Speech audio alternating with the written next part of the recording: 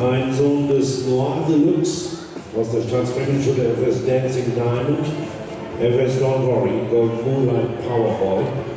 Züchter und Besitzer ist Josef Wilbers, hier ist er auch stationiert auf dem Pferdehof Stuttgart. Endmaß 1,48, Siegerhengst der Körung 2011 in Wickrad, Sieger beim NRW Meeting, Bronze-Medaillengewinner. Ich sprach ja von den Medaillensegen, Dance, die Dimension Aktiv, dann Top Cristobal und Nummer Uno. Das war alles fest in NRW-Hand auf dem letzten Bundeschampionat und gingen die kompletten Medaillen an Hengste aus Nordrhein-Westfalen.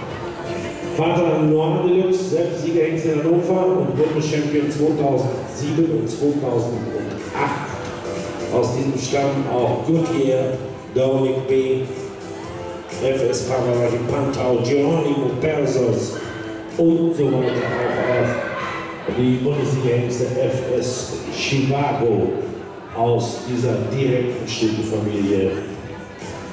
FS Numero Uno, 4-jährig und Sophie Dammer.